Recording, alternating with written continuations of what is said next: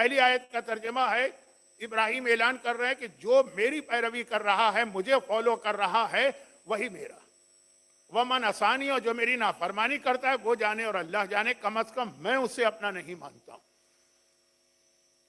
اور یہ یاد رکھیے گا کہ حضرت ابراہیم کی زندگی کے دو حصے ہیں جو مولا کی زندگی میں بھی آپ کو نظر آئیں گے۔ اسی لیے یہ آیت حضرت ابراہیم کا فرمان مولا کے حوالے سے بھی اسی طرح سے ہے، اور پھر آگے کچھ حدیثیں میں بتاؤں گا۔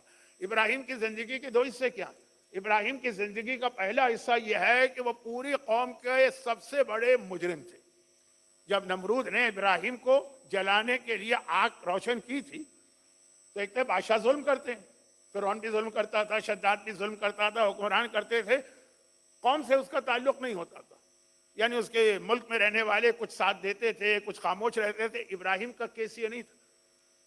دنیا کی تاریخ میں جہاں تک میری نالج ہے شاید پہلا موقع تھا کہ ساری قوم ایک زبان ہو کر ابراہیم کے قتل پر تیار تھی، اس طرح سے کہ جب وہ آگ روشن کی گئی تھی جس میں ابراہیم کو جلانا تھا تو گھر میں بیٹھنے والی عورتوں تک نے اپنے زیور بھجوائے تھے کہ ہمارے زیور بیچو اور اس آگ کو اور زیادہ بھڑکاؤ تاکہ ہمیں بھی یہ ثواب ملے کہ ہمارے خداؤں کو برا کہنے والا ہمارے پیسے کے ذریعے سے دنیا سے رخصت ہوا۔ ان کے جملے تو بڑے بدتمیزی کے تھے۔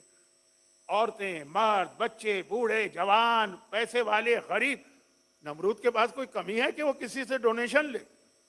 وہ ان حکمرانوں میں سے ایک ہے جو اپنے آپ کو خدا قرار دیتا، لیکن قوم نے کہا ہمیں ثواب میں شریک ہونا ہے، ہمیں ثواب میں شریک ہونا ہے۔ اتنی دشمنی، کوئی ابراہیم کا نام لینے کو تیار نہیں، یعنی اچھے الفاظ۔ لیکن میں حضرت ابراہیم کی حالت کو تھوڑی پڑھ رہا ہوں، لیکن ابراہیم نے اپنی زندگی ہی میں یہ دیکھا کہ پھر وہ وقت آ گیا کہ ساری دنیا ابراہیم کا نام لے رہی۔ وہ عزت، وہ احترام ابراہیم کو ملا کیونکہ اللہ نے دو بیٹے دی۔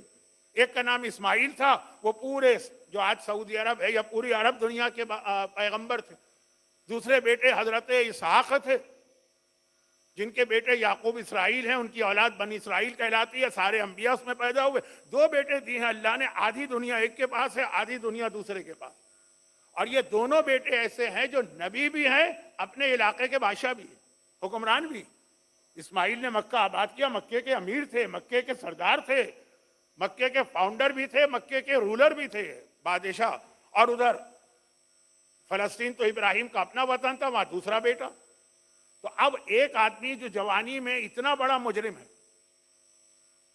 کہ گھر کی بیٹھنے والی عورتیں بھی اس کے قتل میں شریک ہونا چاہتی، اور وہ اپنے بڑھاپے کے اندر اتنا زیادہ پاپولر اور مقبول ہو گیا۔ دو بیٹے، دونوں بادشاہ، آدھی دنیا ان کے پاس، آدھی دنیا۔ اب کیا ہوتا ہے جب اس طرح کسی کے حالات بدل جاتے ہیں نا، تو وہ سارے لوگ جو کل دشمن تھے آج وہ سب دوست بن کے آ جاتے ہیں۔ خالی دوست بن کے نہیں آتے ہیں، بلکہ یہ ظاہر کرتے ہیں ہم تو ہمیشہ آپ کے ساتھ تھے۔